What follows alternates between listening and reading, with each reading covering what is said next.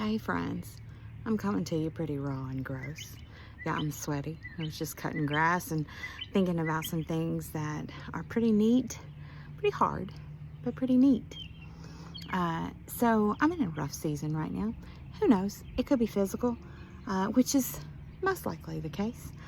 It could be spiritual, which is most likely the case. It could be a gamut of things, but you know what? I'm just making up my mind not to try to figure out what it is and look at what it is the Lord is doing.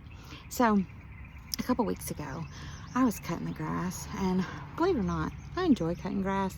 There's something about watching it go one line at a time. It's very therapeutic, and also it's exercise. So for somebody who cannot do a whole lot of exercise right now, I'm enjoying what I can do and enjoying watching those little blades of grass just go away. Plus, I can study while I'm doing it. Well, anyways, here's the point. So it was actually a Sunday afternoon, and I know some people might say, well, that's not a Sabbath exercise. Well, I'm going to tell you something. It's cathartic. I worship while I do it. I consider it an act of service to my husband, and that in turn is an act of service to my God. So it's very Sabbath to me. Anyways, so that morning, though, in Sunday school, we had been talking about acts of service and how it is that we should be bondservants, and how we serve even when someone has hurt us, and the Lord will lead us in those specific cases. And then I started talking about what an absolute jabroni I am to my husband half the time. Like, we laugh and we play, we have a lot of fun, and we don't even argue that much. We disagree quite a bit, but we don't argue all the time.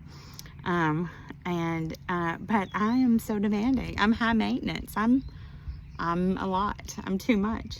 And I was joking about that in Sunday school, and we were talking about Jesus in John 13, how the disciples had been so much, and there sitting Judas, who would betray him. He got up, he tied his robe around his waist, and it says, because he knows where he came from and he knows where he's going to, he got down and washed their feet. And I just thought, what a beautiful thing that is. So I get home and mow the grass. And I'm one who believes in earthing and grounding and walking around barefoot.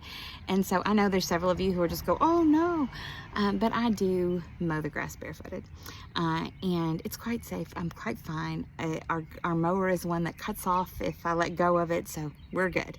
But then I clean my feet. So I use the hose, and then I come into the garage and clean my feet before I go in the house. Well, I washed my feet off and I walked around to the garage, and he said, come here. And he sat me down, and that man cleaned my feet on that very day that we had been talking about it. And this is not a point to what an amazing man I have, which I do. I've been blessed. But the greater point is that God gave me something I did not deserve. And so in this hard season, I think about today as I mow the grass and the things that are hard. On the playlist as I walk and as I mow, the song Another in the Fire comes up, and I think how much I do deserve the fire, and how much I don't deserve his companionship, his protection, his refinement, and all the things in that fire, but he comes anyways. So I tell you this, if you're in a hard season, you go to John 13 and you go and look at, because there's so much we think. A lot of times hard seasons can be based on what we think we deserve. Not always. There can be physical imbalances that just cause problems, but a lot of times we base our feelings on what we think we deserve. And if we look at Jesus and we look at all that those disciples, particularly Judas, did deserve, and yet he washed their feet anyways.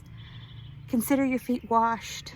Consider yourself free to go and do the things that you need to do, even in the hard season, because you see, sometimes we get so bogged down by what's going on that we forget that our job is to love him and to love others.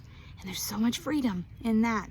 Emotional freedom, spiritual freedom, and quite often physical freedom. So there's another in the fire. Be blessed. Enjoy Jesus today. God bless you, friends.